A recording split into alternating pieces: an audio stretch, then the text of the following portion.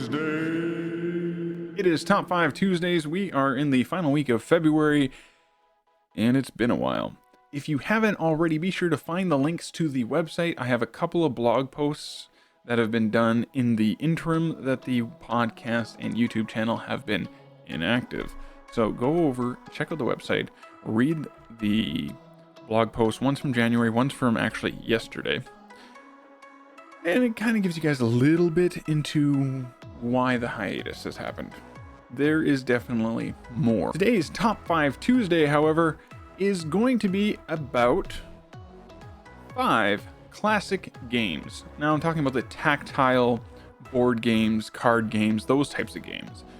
Things that you can sit down and plan a family game night around and educate your children about some things. Today's top 5 is going to be focused for the younger kids, but these games are also really fun for adults, and you can add more interesting challenges to them as time goes on to encourage older children to still enjoy these games. So take that into consideration. Today's top 5, I made myself a little TikTok, which you can go find me on over there at CrownEsso. Like, you can find me pretty much anywhere with that username.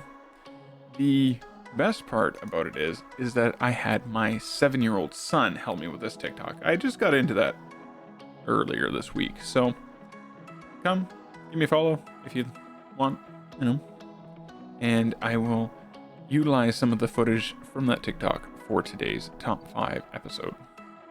Again, these are not in any particular order, but we're going to start with games like Yahtzee or Tenzi and dice games.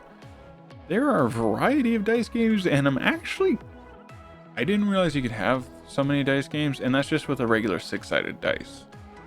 Like, it's intense. Go Google it. It's crazy. That being said, besides the obvious of counting, maybe making patterns depending on the game you're playing, and number recognition, you are also working on fine and gross motor skills. Tenzi is really great for the number recognition because it's a game based off of speed.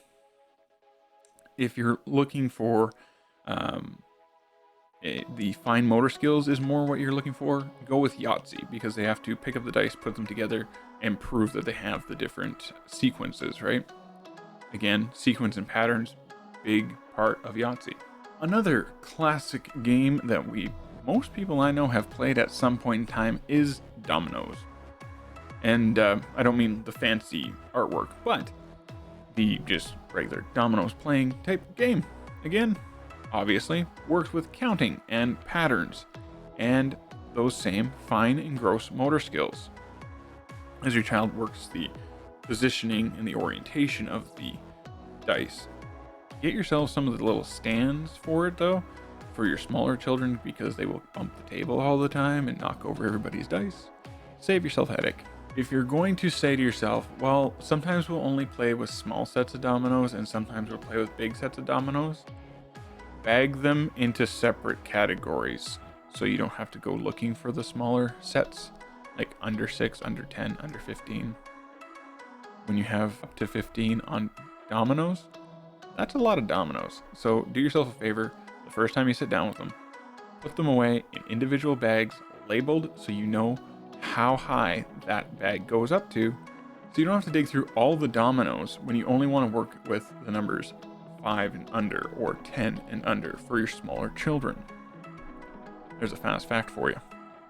Guys, I want to take a moment of your time today while we're on this top 5 list, and we're going to talk about quite possibly my favorite little thing that I've picked up in the last couple of years, and that is Extra Life.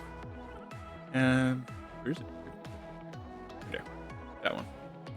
That one shows you where we're at right now. For this year, I have a $25 donation from myself towards my goal of $1,000 because that's how they calculate it. Even though I'm Canadian, raising money for Canadian Children's Network hospitals through Extra Life, they still do everything in American dollars. What is Extra Life? If you've never heard of Extra Life, it is a place where do-it-yourselfers, video gamers, and board game players, Dungeons and Dragons players, like a lot of them, come together and use it as a platform to raise money for Children's Miracle Network hospitals. I just started doing this last year. This is my second year. It is my goal to at least get 50% this year. I'm hoping to hit that $500 range. There are links everywhere to get you to the Extra Life page for this year's event. And I have some really cool incentives, which you can pick from if you don't just want to give money, you want to get a little perk, or you want me to put a sticker on my forehead while I do my next live recording, whatever the case may be. There is a bunch of incentives and milestones that we get to celebrate together as we go towards our goal. I am working on a couple more, but there's a bunch. Again, links in the description. Go check that out if you haven't already. And let's continue. Go Fish.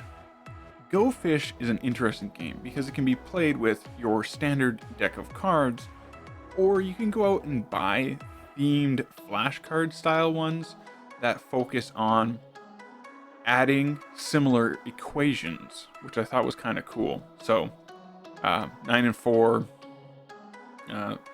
being 4 and 6, you can do it simple equations like that, or you can do it with this equation and this equation have the same answer so they match, which I thought was kind of cool. My kids actually have a alphabet one, which is really awesome for the kindergarten to grade 1 range there where they're learning their alphabet. It's got little animals on it, so even the younger kids can just match the animals, not so much the letters. And it works pretty good. There's a lot of different ways to play card games, and they all can teach you the matching, number recognition, addition, subtraction, letter recognition, if you have the alphabet ones, and it's just overall a really fun game for kids. A specific card game for our next topic is Uno. 1, you can talk to them in Spanish number counting, which is always fun.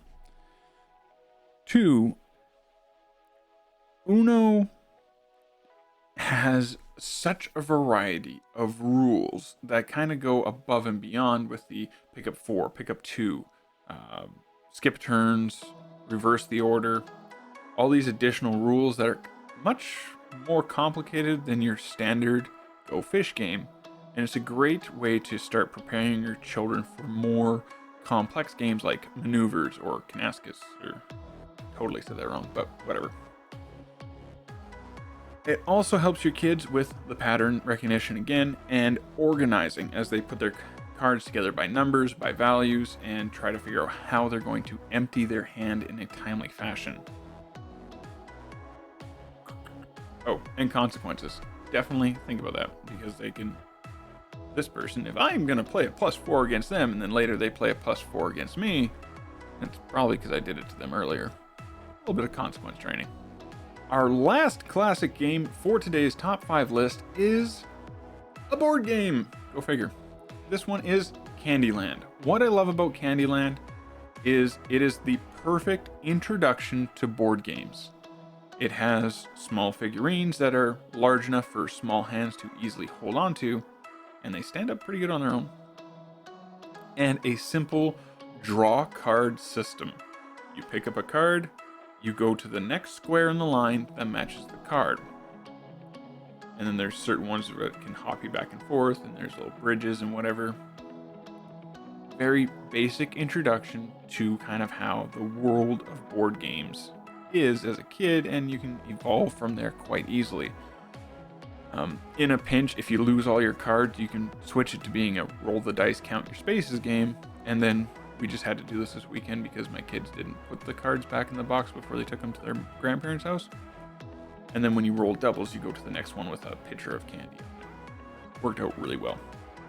And with that, we have another Top 5 Tuesday in the books. Thank you for checking out Dad's class, and be sure to check out these videos as well.